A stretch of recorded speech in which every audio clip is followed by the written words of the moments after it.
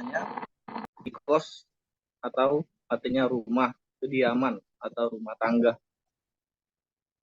Lalu logi atau dari kata logos, yaitu ilmu.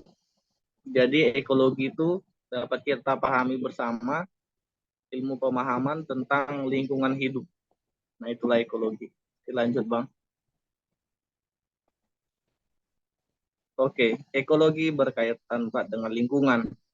Jadi ekologi sendiri orientasinya adalah lingkungan, yaitu seluruh alam yang jadi tempat kita tinggal. Jadi ekologi ini ada 3 pandangan utama tentang ekologi ini. Yang pertama itu materialis. Kalau materialis menegaskan bahwa, oke lanjut, oke biarin Bang, oke. Materialis, boleh yang sebelumnya tuh Bang bentar biar dia apa ya. Ya, oke, materialis itu pandangan utamanya itu adalah lingkungan ini bisa dieksploitasi sesuka hati manusia. Jadi menganggap bahwa alam ini tidak ada batasan tertentu untuk bisa kita gali. Jadi kita itu bebas mengelolanya dengan semau kita. Nah, bertolak belakang dengan aliran panteis.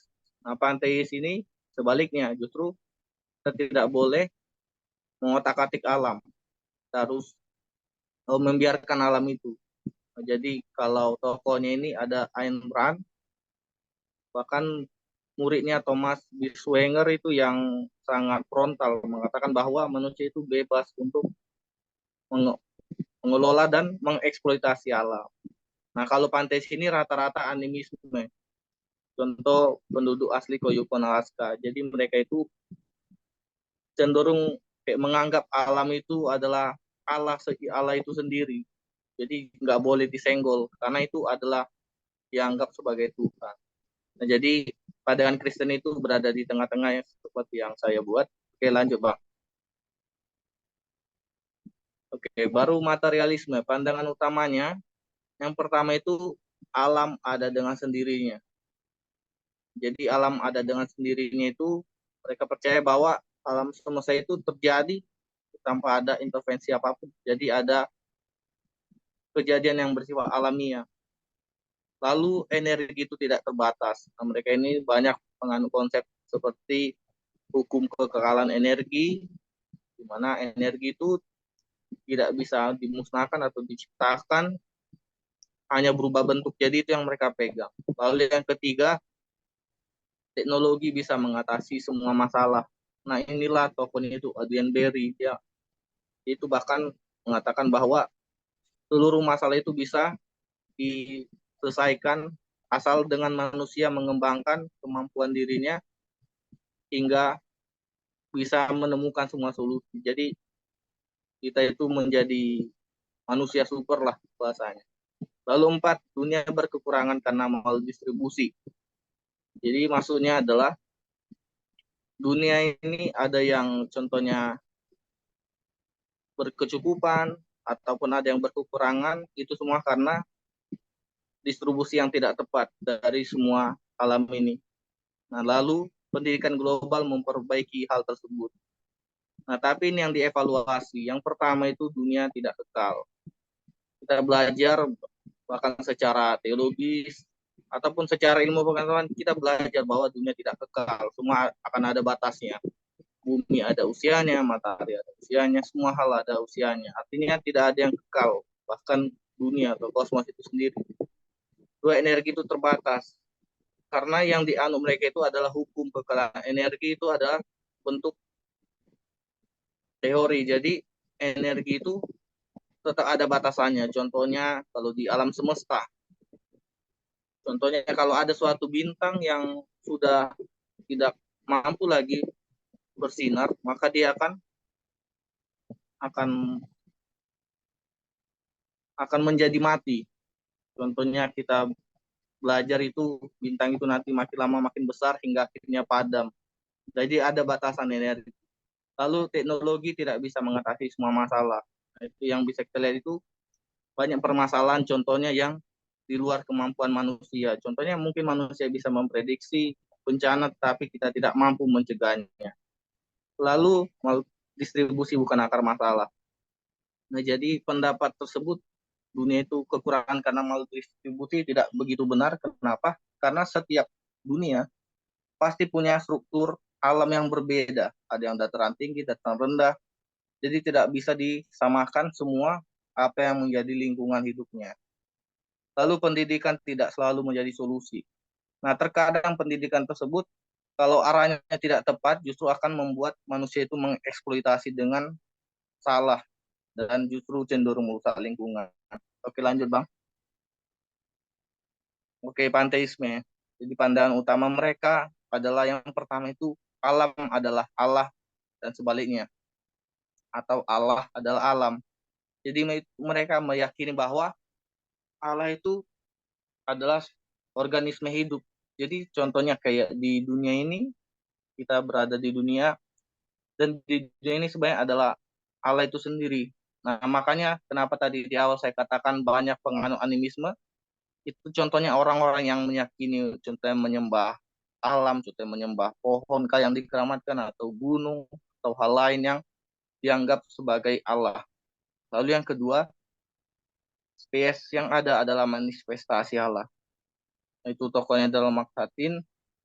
Jadi yaitu mempercayai bahwa keanekaragaman makhluk hidup itu adalah salah satu perwujudan atau manifestasi Allah dalam ciptaan. Nah, jadi itu salah.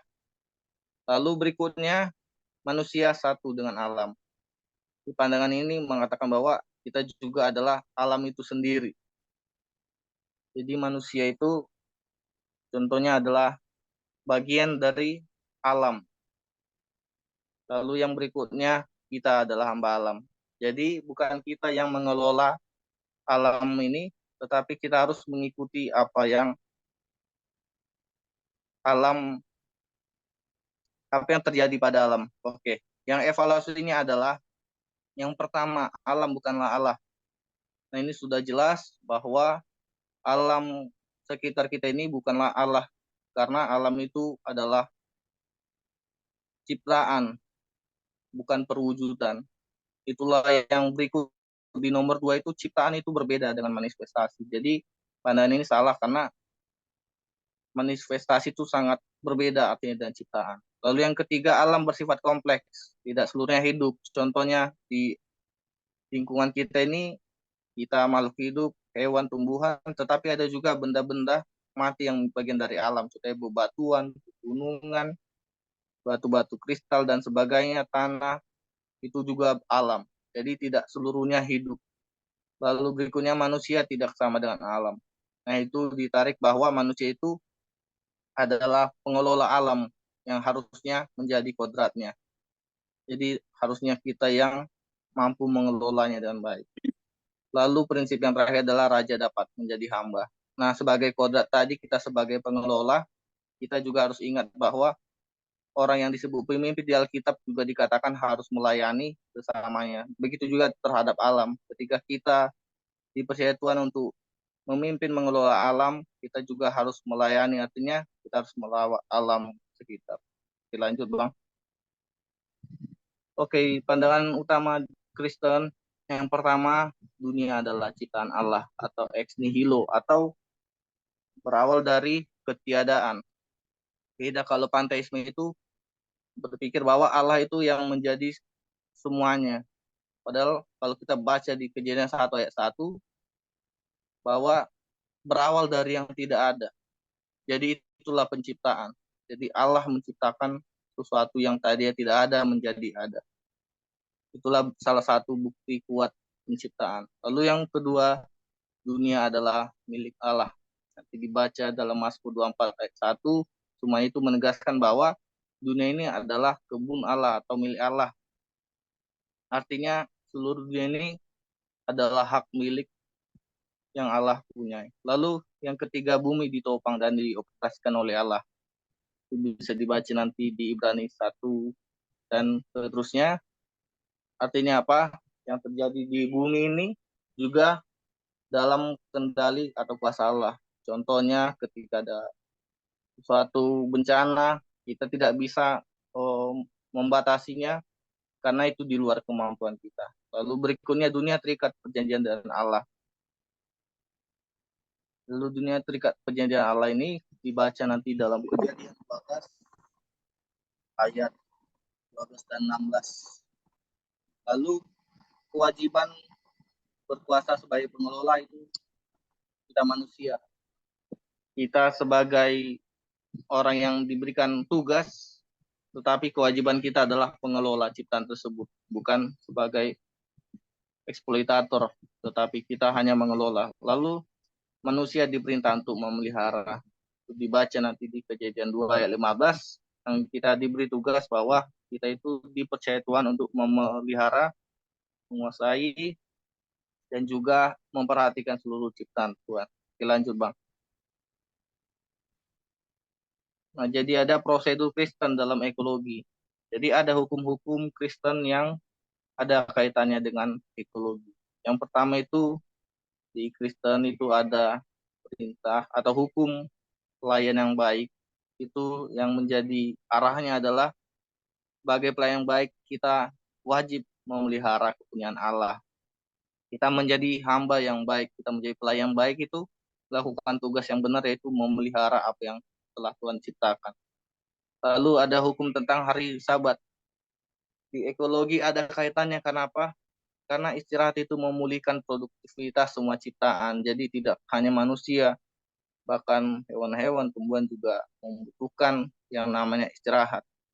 Lalu yang ketiga, perhentian bagi tanah. Dalam Alkitab itu juga berkaitan bahwa ketika kita mengelola tanah untuk suatu tanaman, kita tidak bisa selalu mengeksploitasinya atau kita tanam terus, tetapi kita harus membiarkan tanah tersebut untuk alami dulu. Contohnya dibiarkan dulu menjadi hutan, lalu diolah kembali supaya apa? Supaya tanah tersebut tidak rusak. Lalu berikutnya tahun Yobel. Nah, kalau di Alkitab itu tujuannya itu mencegah konsentrasi kepemilikan tanah. Nah, kita tahu setiap 50 tahun tanah itu dikembalikan ke pemilik yang sebelumnya atau dan ditujukan nanti untuk Allah. Itulah yang jadi intinya supaya tidak ada contohnya penguasa-penguasa tanah yang berkuasa sendiri sehingga tanahnya luas dan orang lain pun tidak dapat apa-apa. Lalu hukum tentang sanitasi. Di sanitasi artinya Alkitab itu telah memberi banyak prosedur dasar tentang kebersihan. Contohnya kayak hal-hal yang najis, Alkitab sudah memberi banyak contoh, contohnya haruslah dikuduskan, dibakar, dan sebagainya. Makanya banyak ilmuwan yang mengatakan bahwa mereka juga bisa melihat suatu penyakit dengan sudut pandang Alkitab itu dari sanitasi tersebut. Itu tentang kebersihan. Bisa didiagnosa dari situ. Oke, baru tentang peperangan. Itu di Ulangan 12 ayat 19-20 ditegaskan bahwa ketika menyerbu tidak boleh menghancurkan lingkungan sekitar tersebut. Jadi orientasinya itu berperang tapi tidak serta-merta menghancurkan keseluruhan lingkungan tersebut. Jadi jangan sampai dibabat habis. Lalu 7 ketamakan akan tanah. Nah itu kalau dibaca di Alkitab itu tentang bagaimana manusia menanam yang seperti di nomor 3 tadi, artinya harus diberikan waktu dan jeda untuk tanah untuk diolah supaya tidak berlebihan. Oke, lanjut Bang. Nah, ada beberapa tuduhan tentang pandangan Kristen. Yang pertama, kekristenan memicu antroposentris sehingga manusia bebas mengeksploitasi. Itu disampaikan oleh Lynn White Jr. Yang maksudnya adalah ketika Tuhan memberi perintah untuk menguasai, itu yang menjadi modal dia untuk kita bisa berkuasa atau membabat semuanya. Nah, lalu dijawab dengan baik oleh Bacon menegaskan bahwa penguasaan atas alam itu dilakukan dengan pertimbangan yang sehat dan agama yang sejati. Jadi tidak serta-merta sesuai dengan kehendak manusia, tetapi harus melalui pertimbangan-pertimbangan, dan juga kita harus tahu bagaimana sudut pandang Alkitab. Itu kita tadi sudah baca bahwa kita harus juga menjaga lingkungan. Lalu tujuan yang kedua itu alam tahu yang terbaik. Artinya kita tidak usah apa-apain aja, alam sudah bisa menjaga dirinya. Lalu dijawab bahwa alam juga sudah jatuh karena dosa. Nah, kalau kita baca Kejadian pasal 3 ayat 7 sampai 19 itu dikatakan bahwa terkutuklah tanah. Roma 8 ayat 20 juga itu dikatakan bahwa makhluk-makhluk lain juga menderita saat bersalin. Artinya apa? Artinya ketika kejatuhan manusia, dampaknya itu bukan hanya terhadap kita sendiri, tetapi juga terhadap alam.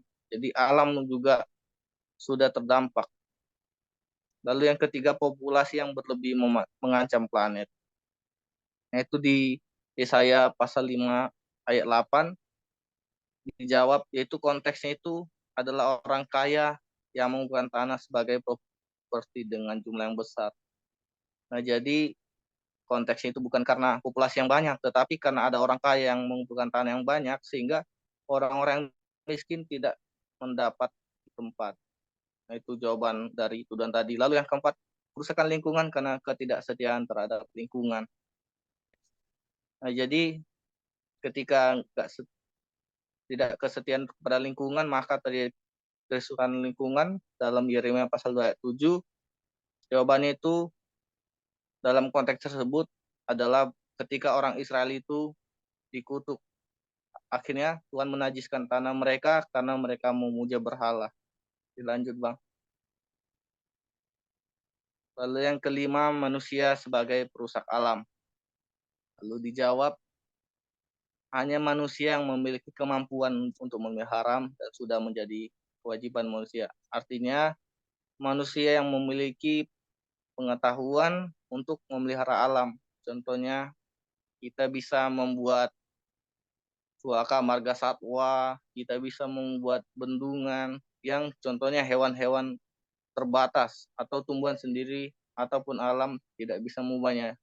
Sebagainya, sebenarnya itu yang menjadi kemampuan kita dan kewajiban kita. Lalu yang keenam, alam dan hewan memiliki kemampuan yang sama dengan manusia. Lalu dijawab bahwa manusia yang memiliki pengetahuan dan akal budi dan ciptaan lain itu hanya terbatas pada insting dan naluri. Nah, itu kalau kita lihat di alam sekitar, di sekitar kita juga kita bisa melihat bahwa hewan-hewan atau tumbuhan itu terbatas pada apa yang mereka punya. Dan begitu saja setiap selama peradaban. Contohnya kita tidak pernah jadi melihat hewan kuliah, contohnya bahasanya seperti itu. Artinya kemampuan kita itu memang sudah Tuhan berikan pengetahuan. Nomor 7, industrialisasi cenderung merusak. Jawabannya adalah industrialisasi memiliki dampak yang positif dan negatif yang bisa diminimalisir dengan pengembangan. Jadi ilmu pengetahuan tentunya ada usaha, tetapi ketika ada dampak negatif itu yang bisa diminimalisir dengan pengembangan yang ada. Lanjut, Bang. Oke, kesimpulan. Kita harus meyakini bahwa Allah sang pencipta dan manusia sebagai pemelihara ciptaannya. Kewajiban manusia adalah menjaga, bukan merusak, memelihara, bukan mencemari. Alam bukanlah Allah, tetapi taman milik Allah. Dalam Mazmur 24 ayat 1. Sehingga bukan untuk disembah, melainkan dijaga. Apabila manusia mengotori atau merusak lingkungan, maka tidak berdosa kepada lingkungan saja, tetapi kepada diri sendiri dan manusia lainnya. Di dalam Allah, bumi ada saudara yang harus dijaga. Bila tidak dijaga, maka bumi sendiri pun tidak menjaga manusia. Itu kutipannya yang saya tangkap, yaitu kita harus memposisikan diri kita sebagai penjaga dan pemelihara ciptaan Tuhan. Jadi kita menganggap bumi itu seperti saudara kita. Jadi kita harus mengasihi bumi dengan cara kita menjaganya. Dan kalau kita menjaga bumi, pasti bumi sendiri pun akan menjadi tempat tinggal yang baik buat kita. Lalu implikasinya, lanjut, Bang. Satu lagi kayaknya. Ada. Oke, implikasinya manusia manusia terpanggil untuk sebagai pemelihara kebun Allah untuk menghadirkan shalom Allah di bumi dengan mengusahakan keharmonisan seluruh ciptaan. Dengan demikian tugas memelihara merupakan bagian dari hakikat dan misi manusia sebagai pemelihara yang dikuduskan oleh penebusan Tuhan Yesus Kristus untuk menghadirkan shalom tersebut. Dengan memandang penyempurnaan ciptaan Allah, maka manusia terpanggil untuk turut serta aktif mengusahakan kelestarian alam ciptaan Allah. Sekian presentasi dari saya. Terima kasih Bang Ones sudah mau men-share screen.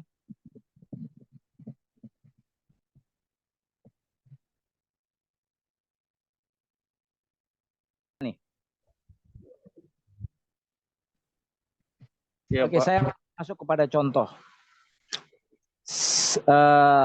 Sekiranya Pak Eben adalah seorang pengusaha yang harus membangun sebuah industri, ya, dan industri ini berdampak kepada lingkungan di sekitar dan beresiko terhadap pencemaran lingkungan juga. Nah, bagaimana apa yang Pak Eben lakukan terhadap industri Pak Eben itu dilihat dari etikanya seperti yang sudah Pak Eben. Tapi dengan konsekuensi Pak Eben akan mengalami kerugian besar kalau mengambil sikap yang mengarah kepada atau mengikuti etika Kristen seperti yang sudah Pak Eben sampaikan. Demikian.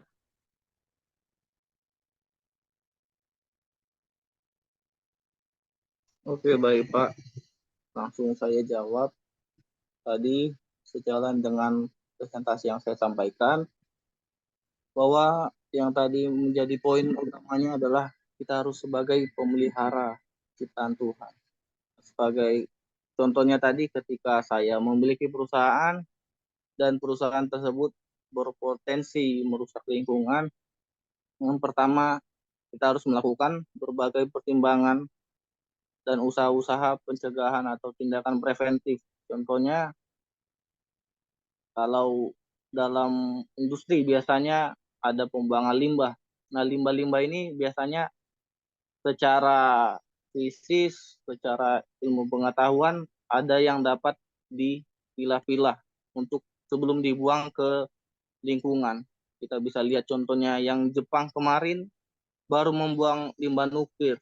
Nah, mungkin banyak menimbulkan pro kontra, tetapi mereka sudah melalui berbagai uji, bahkan juga dari Badan Riset Nuklir Dunia sudah menyatakan aman. Nah, pendekatan demikian yang akan saya lakukan. Jadi saya akan mencoba melakukan upaya-upaya untuk meminimalisir kerusakan yang terjadi karena industri tersebut.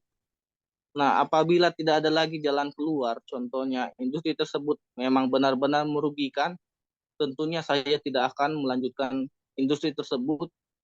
Karena apa? Ya karena itu tidak hanya terhadap lingkungan saja, tetapi biasanya dan seharusnya industri tersebut adalah hal yang ilegal ketika itu tidak memperhatikan lingkungan hidup, sehingga saya tidak hanya berdosa bahasanya terhadap lingkungan, tetapi juga terhadap pemerintah dan seluruh khususnya yang terdapat di lingkungan sekitar tersebut, sehingga saya akan berusaha untuk menghentikan usaha tersebut. Gitu Pak, jawaban saya.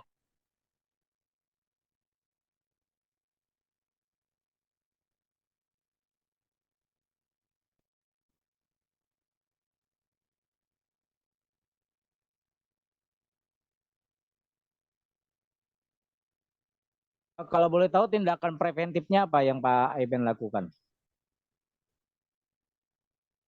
Oh iya Pak, nah seperti yang saya bilang tadi, kalau bicara tentang industri, biasanya itu yang menjadi poin utamanya itu adalah limbah-limbah pengeluarannya. Bisa itu dari yang limbah produksi kah, atau hasil produksi. Contohnya ketika pabrik, tentunya mereka punya namanya hasil dari pabrik mereka Contohnya ada polusi udara karena asap pembuangan dari cerobong-cerobong pabrik, itu salah satunya. Dan itu terjadi juga di Indonesia saat sekarang ini. Lalu yang kedua, limbah hasil produksi. Contohnya ada limbah buangan yang ada. Nah, itu yang harus saya lakukan tindakan preventif. Contohnya, saya itu harus mengikuti standar emisi yang ditetapkan pemerintah. Contohnya ketika saya membangun pabrik dengan emisi pengeluaran pabrik segini, apakah sudah sesuai standar, apakah jauh di atasnya. Nah, ketika jauh di atasnya, artinya apa? Produksi tentunya harus diperkecil sehingga tidak berdampak ke lingkungan. Nah, sedangkan contohnya kayak limbah pengeluaran, contohnya sisa-sisa produksi, nah itulah yang harus dicermati oleh pabrik yang biasanya itu mereka melakukan pengolahan kembali atau dalam yang menjadi jalan terakhir itu biasanya mereka mem membuang bila limbah cair harusnya dibuang ke laut, sungai, tetapi harus juga sesuai dengan pertimbangan-pertimbangan ekologis. Contohnya untuk sanitasi airnya, kadar keasamannya harus diperhatikan. Jadi setelah saya melakukan tindakan tersebut, kalau masih merugikan lingkungan atau tidak bisa dicegah, berarti produksi tersebut harusnya tidak bisa berjalan. Harusnya seperti itu, Pak, yang terjadi.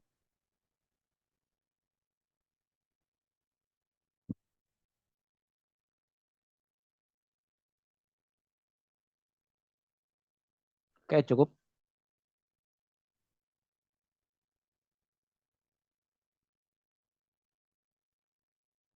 Kan yang lain, bagaimana peran kita terhadap lingkungan?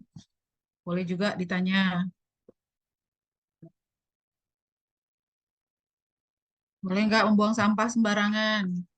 Apakah kita sudah membuang sampah pada tempatnya? Ibu, saya mau nanya dong. Ah, silakan. Saya mau Tanya sama nanya, Eben ya, sama saya. oh penulisnya tadi Ebe, Kak Ebe, Pak Eben ya, Pak Eben. Nah, saya mau nanya tentang bagaimana tanggapan, ya, bagaimana tanggapan Pak Eben tentang penebangan, penebangan hutan yang terjadi sekarang kan, apalagi kan sekarang kita lagi membangun IKN kan.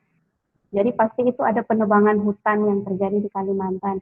Nah, sedangkan banyak yang beranggapan bahwa Kalimantan itu pusat nafasnya kita gitu loh, karena kan di situ kan banyak hutan, tapi kan sekarang banyak penebangan yang terjadi karena pembangunan kan.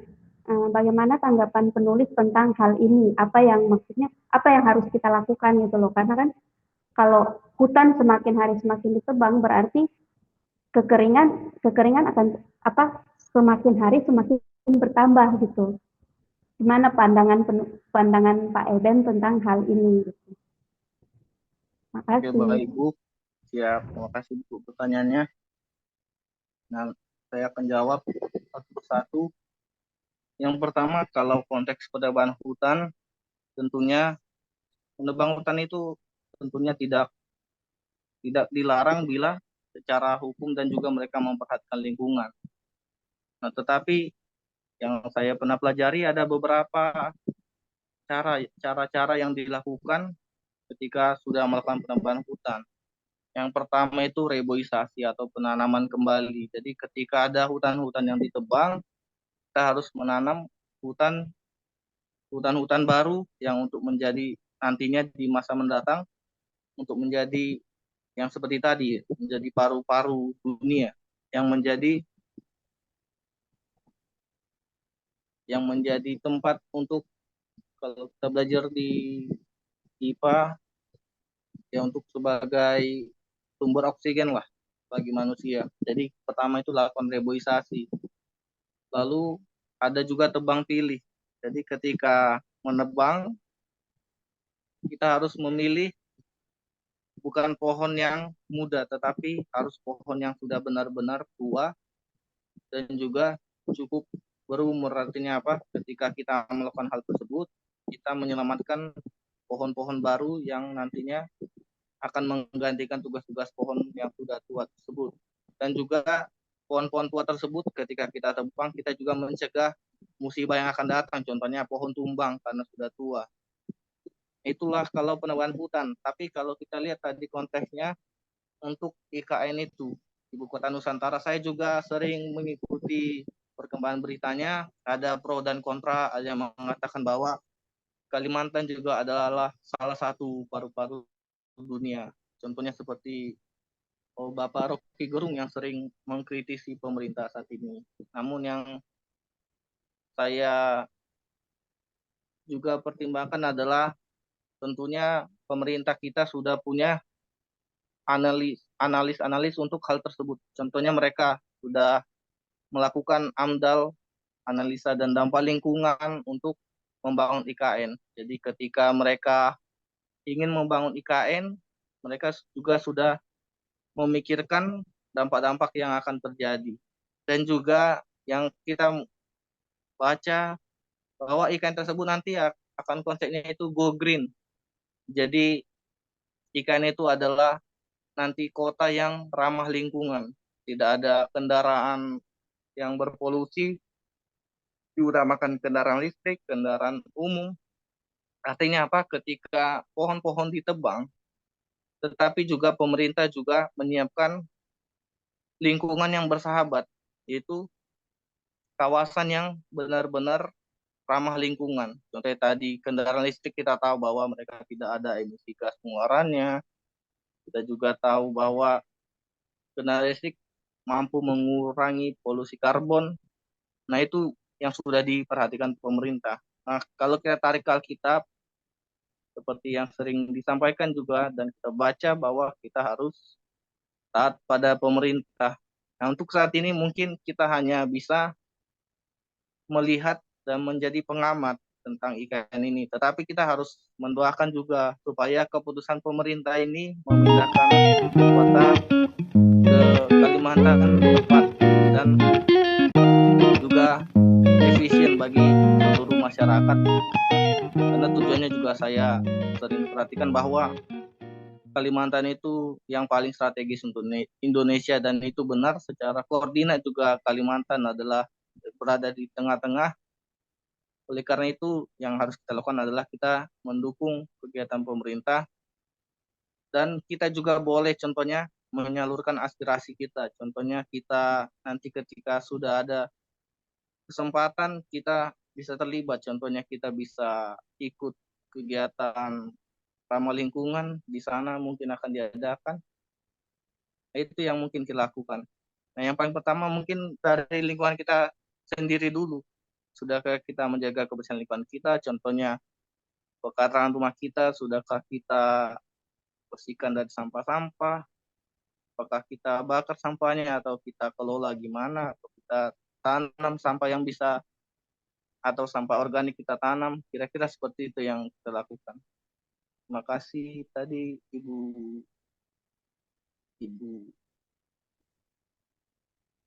siapa ya? Ibu Alvesia.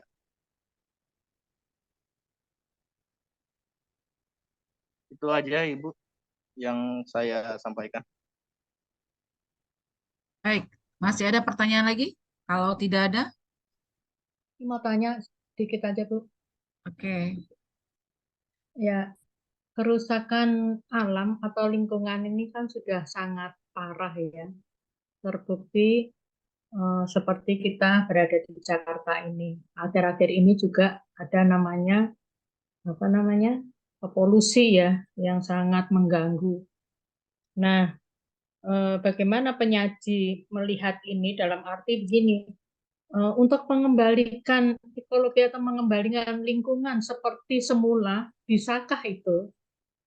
Kalau dilihat dari tiga pandangan ini, yang menarik adalah pandangan panteistis tentang lingkungan. Dia mengatakan bahwa panteistis percaya bahwa Allah adalah semua dan semua adalah Allah. Maksud saya, apakah harus seperti ini pandangan dalam menghadapi lingkungan kita seperti ini? Karena dengan aturan pun tetap bisa dilanggar dengan segala macam, tetap bisa dilanggar. Apakah harus berpandangan seperti ini? Bagaimana menurut penulis atau penyaji? Maaf Bu, tadi boleh pernyataannya. Alam adalah semua dan Kan semua adalah alam. panteisme itu kan anti materialis dan anti Kristen. Di situ dikatakan bahwa Allah adalah semua dan semua adalah Allah. Jadi dia memang memuja lingkungan. Lingkungan itu seperti Allah gitu. Nah, maksud saya sudah sedemikian parah sekali kita menghadapi lingkungan ini. Apakah kita manusia harus berpandangan seperti panteis ini sehingga nanti ada rasa takut, ada rasa apa terhadap lingkungan ini? Itu yang saya tanyakan. Pertanyaan yang Oke, bagus, terima Bu. kasih Bu. Ya. Pertanyaan yang menarik. Nah, tadi memang ditarik pandangan mereka bahwa Allah adalah semuanya dan semuanya adalah Allah. Jadi termasuk alam sekitar ini. Nah, itu yang tadi kita evaluasi bahwa alam ini yang pertama itu bukanlah Allah itu sendiri. Jadi yang harus kita ingat, kita konsep bahwa alam ini adalah hanya bukti kekuasaan Allah dalam penciptaan. Dan pemahaman itu harus kita buang jauh-jauh karena apa? Karena itu yang memicu orang-orang itu animisme. Ada yang menyembah pohon, ada yang menyembah gunung, itu yang harus kita cegah. Tetapi pandangan ini mungkin positifnya itu hanya dari bukan sebagai caranya, tetapi tujuannya. Tujuannya mungkin positif supaya apa? Supaya Jaga kita lingkungan. itu memperhatikan lingkungan. Ya. Nah, tetapi pandangan itu juga tidak sepenuhnya benar. Kenapa? Karena kalau kita ikuti Bu panteisme ini, kita itu seperti ditaklukkan oleh alam. Jadi, nah itu bertentangan dengan yang Tuhan ajarkan. Kita itu sudah diperintah untuk menjadi penguasa, menaklukkan. Artinya kita diberikan mandat oleh Tuhan itu sendiri. Jadi ketika kita justru takut dan takluk kepada alam, ketika kita tunduk, nah kita sudah lari dari tugas kita. Nah, mungkin kalau kaitannya dengan polisi tadi, kita mungkin tidak usah memandang seperti panteisme. Kita memandang bahwa alam ini yang berkuasa atas kita, bukan. Tetapi kita itu memandang bahwa alam tersebut adalah lingkungan kita itu adalah tempat dan juga saudara kita seperti yang tadi saya sampaikan. Jadi ketika kita memandang alam ini sebagai teman kita, saudara kita, jadi kita benar-benar menjaganya. Seperti statement yang terakhir tadi juga dari penulis buku, bahwa dikatakan ketika kita merawat bumi, bumi pun akan merawat kita. Nah, sama halnya dengan polusi tadi. Sebenarnya ketika kita contohnya mengurangi polusi, contohnya kita mengurangi penggunaan kendaraan yang menimbulkan polusi, atau kita contohnya kayak tadi untuk yang industri contohnya diperhatikan, mungkin kerusakan lingkungan itu akan terminimalisir dengan cara manajemen manusia. Kayak mana kita mengelolanya. Mungkin saya tarik contohnya seperti COVID yang pada zaman yang lalu. Ketika itu kan PPKM, saya ingat juga tidak ada kendaraan yang jalan atau hanya satu dua. Itu juga pengamat dan ilmuwan bilang bahwa bumi itu pulih, ozonnya pulih, suhunya menjadi dingin kembali. Karena apa? Karena tidak ada pengeluaran polusi udara dari kendaraan-kendaraan, dari pabrik dan sebagainya. Nah, mungkin kita bisa kembali ke situ. Ketika kita benar-benar ingin niat menjaga lingkungan, nah kita harus memperhatikan cara-caranya. Contohnya pengurangan kendaraan tadi. Kita gunakan transportasi umum yang ada, kereta, bus, atau kita mencegah dari lingkungan kita. Contohnya kita tidak membakar sampah, kita memilah sampah, kita mengelola sampah itu, contohnya organik, kita bisa tanamkan jadi pupuk bagi kebun kita contohnya, ataupun kita berikan kepada yang berwajib, contohnya Dinas Lingkungan Hidup, melalui contohnya ada petugas kebersihan atau bahasanya kalau di komplek-komplek biasanya ada tukang sampahnya mungkin, karena mereka sudah ditugaskan untuk itu. Mungkin itu yang bisa kita lakukan, Bu, untuk polusi.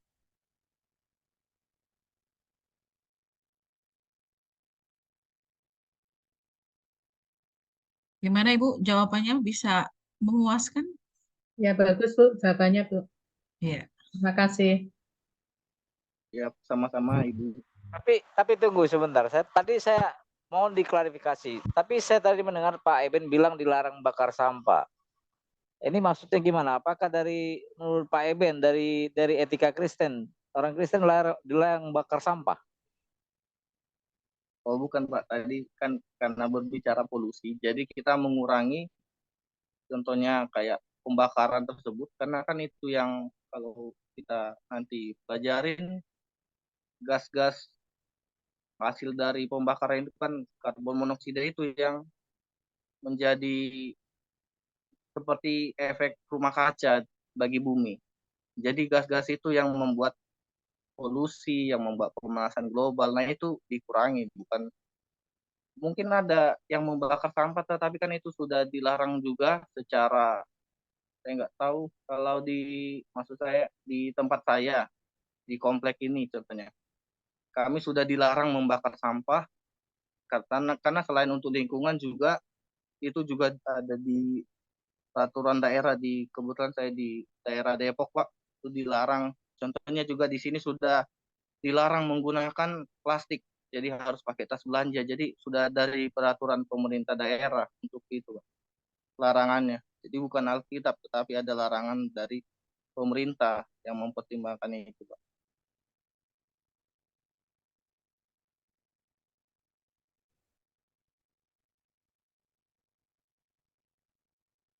Bu, saya boleh bertanya, Bu? Satu lagi ya. Oke, silakan. Ya, Bu. Ya, ini berbicara di mana tanggapan penyaji dan juga teman-teman yang lain ketika kita diperhadapkan dengan misalnya kita sebagai gembala atau sebagai pendeta di salah satu jemaat atau gereja itu, jemaat kita, jemaat Tuhan yang kita layani itu mereka melakukan penambangan ilegal. Itu merupakan hasil pendapatan mereka, dan kalau mereka tidak melakukan penambangan ilegal maka mereka tidak punya penghasilan seperti itu. Kira-kira tanggapan kita teman-teman bagaimana itu? Karena di daerah saya banyak penambangan ilegal. Dan bukan hanya jemaat, kadang-kadang hamba Tuhan pun melakukan ikut dengan jemaatnya melakukan penambangan itu.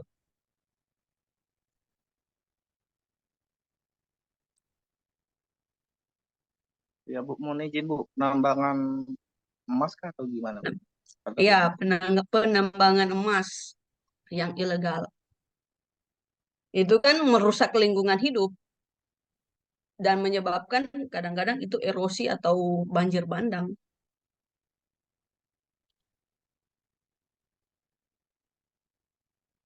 Oke Bu, saya akan coba jawab. Nah seperti yang tadi Bu sampaikan, bahwa beberapa jemaat contohnya menjadikan penambangan tersebut adalah mata pencarian mereka. Nah, tetapi dalam tanda kutip ilegal. Yang pertama dari segi hukum juga sudah melanggar, artinya tidak ada yang namanya taat dengan putusan atau peraturan yang dikeluarkan pemerintah. Jadi poin pertama sudah menyimpang atau sudah salah Bu ya, yang penambangan ilegal tadi. Artinya mereka tidak eh, menyampaikan ke pemerintah secara real, secara tersembunyi. Tentunya ada hal-hal yang tidak bisa dijangkau pemerintah. Contohnya ketika pemerintah melakukan suatu eksploitasi tertentu, contohnya penambangan atau apapun itu, pasti juga sudah ada analisnya untuk meninjau bagaimana dampaknya kalau ini ditambang. Nah, demikian kalau jemaat tadi menambang dengan tidak dengan diam-diam bahasanya artinya ya jadi mereka juga tidak ada melakukan analisa untuk lingkungan tersebut. Makanya terjadi seperti yang Ibu bilang tadi, bisa itu erosi, bisa itu banjir bandang, yaitu itu semua karena tidak adanya analisa terhadap yang dilakukan. Jadi tidak melihat hubungan sebab akibatnya. Jadi ketika menambang ini tidak melihat dampaknya bagaimana. Nah, itu yang menjadi kesalahannya ketika menambang juga sudah ilegal, juga tidak memperhatikan dampaknya, dan tidak usah jauh-jauh, dampaknya sudah didapat sendiri dari alam, dari alam itu sendiri. Contohnya ketika menambang ilegal, tidak memperhatikan sekitar, pastinya dalam penambangan ada yang dikikis, pastinya juga memicu erosi, akhirnya yang berujung bisa tanah longsor kah, banjir bandang. Itulah yang menjadi dampaknya. Jadi sebenarnya itu sudah terjawab sendiri bahwa penambangan ilegal itu mendatangkan hal yang tidak baik. Nah, mungkin kalau sebagai mata pencaharian itu yang menjadi tugas pemerintah harusnya untuk memberikan lapangan pekerjaan.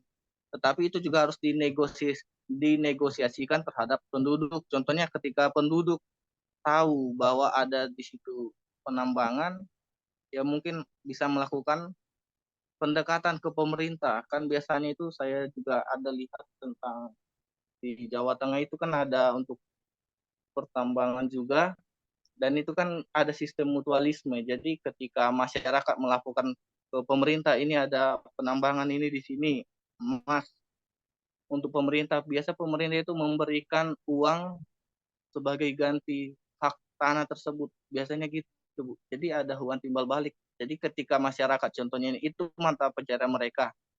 Mungkin karena mereka nggak bisa mengelolanya, mereka harus laporkan ke pemerintah biar nggak ilegal.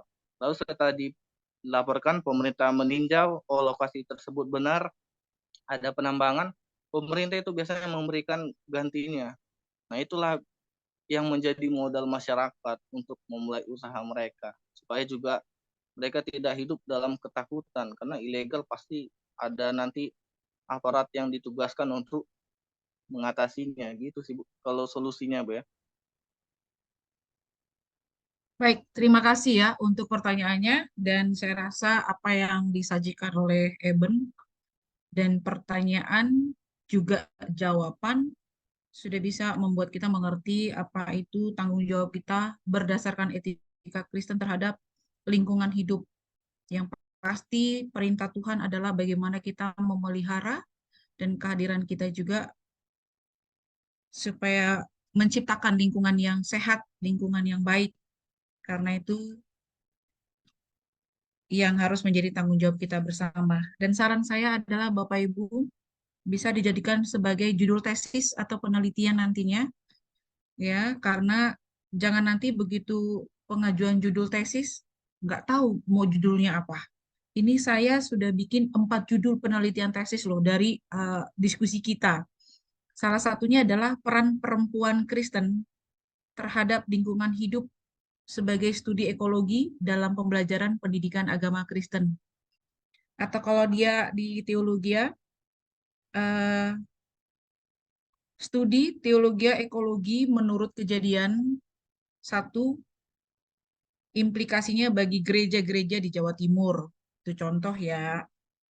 Lalu ekologi dan etika Kristen sebagai perwujudan menciptakan lingkungan sehat di mana gitu. Nah, itu ada saya ketemu 4 judul penelitian yang bisa teman-teman lanjutkan nanti supaya diskusi kita ini menghasilkan tulisan yang bermanfaat. Thank you, tepuk tangan buat Eben. Makasih untuk presentasinya. Iya, bisa dibuat tesis. Saya sudah punya 4 judul dari diskusi kita. Saya tadi catat-catat. Ekologi Kira-kira yang menarik. kerja harusnya, Bu. Itu yang lebih dicari oleh masyarakat.